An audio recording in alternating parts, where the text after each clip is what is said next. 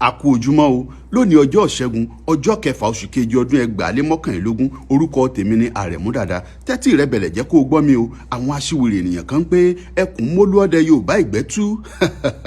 odò òdì ẹkùn mólú ọdẹ Yorùbá o bí wọ́n kàn bá sì ń rẹ́ ní àṣàṣàmọ̀sí tó ń pé kàátán nídìí Sunday Igboho bí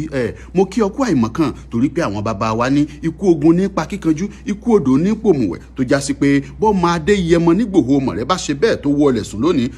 sàdánkátà ọkùnrin ni akíkanjú ni akọni ilẹ̀ Yorùbá pọ́nbélé ni olóyè Sunday Adéníyì Adéyẹmọ Ìgbòho òòṣà má wàá jẹ́ orú ọlójú ìwárí jẹ nídìí ìbàjẹ́ bó o bá tiẹ̀ gbédè tó gbẹ́yọ̀ sóòtún gbánàgó ni àbójú òsọnà fún ọ pé àròkò ikú àròkò ogun ni wọ́n ń pa fún Yorùbá wọn. wàyí o ìkórìtà tá a wá dé dúró yìí kí gbogbo alágbára ilẹ̀ Yorùbá ó lọ túnra mú ni o kí gbogbo ọlọ́gbọ́n olóye ilẹ̀ yìí ó má sàsùnpìyè torí pé àìmúra alẹ̀ dogun lójú ogun ó wọlé tọ̀ Yorùbá o àìmúra alẹ̀ dèjà ló jẹ́ wọn gbéná wojú ẹkùn Ìgbòho láàjìn bẹ́ẹ̀ ojoojúmọ́ làwọn ará òkè ọ̀hún dì hámọ́ra ogun o jẹ́ ìrántí ọkùnrin kan tí wọ́n ń pè ní Sáró Wíwá ikú rẹ̀ ò sẹ̀yìn àwọn ará bí o MKO Abíọ́lá ńkọ́ àwọn àtìláwí náà ni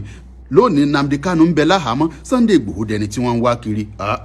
awù òrìṣà bó lè gbè mí ni fi mí lẹ̀ bó ṣe bá mi àbí nǹkan mi ń bẹ́ ń bẹ́ ni kàkà kíkìnì ó sakápò ẹkùn kó ní kálukú ọ̀sọ̀dẹ tiẹ̀ lọ́tọ̀ọ̀tọ̀ mọ̀nàkàyè bẹ́ẹ̀ fẹ́ bẹ́ẹ̀ kọ́ dandan ni kí Yorùbá ó jàjà bọ́ o dandan ni kọ́mọ Odùduwà ó jàjà ṣẹ́gun ẹ wá jẹ́ àfúnra o ẹ má jẹ́ agbọ́kànlé àwọn jẹgúdújẹrá àgbà òjẹ̀lú onífun gígùn bíi ejò tó jẹ́ pé bámúbámú ni mo yó lórin tiwọn àtàwọn akíndanidání àgbà ayẹ ẹlẹ́nu sípòtì tó jẹ́ pé kò sírú ọ̀rọ̀ aṣiwèrè tí kì í tẹnu wọn jáde. ọmọ Yorùbá o ọmọ Odùduwà èdè ò gbọ́dọ̀ mọ́jà o ẹ jẹ́ á gbọ́ra wáyé ẹ jẹ́ á ṣàpérò káyé fẹnu sọ̀rọ̀ òdì sí gbogbo orí adé tí ń bẹ ńlẹ̀ yìí torí wípé ohun tó burú gbà ni o orí adé náà ò sì gbúdọ̀ tà wá lọ́pọ̀ torí pé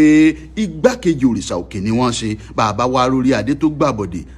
ẹ mọ́ bẹ́sù bẹ́gbá orin bàbá wo Ògúndé ni ẹ jẹ́ á yálò tí bàbá pé yóò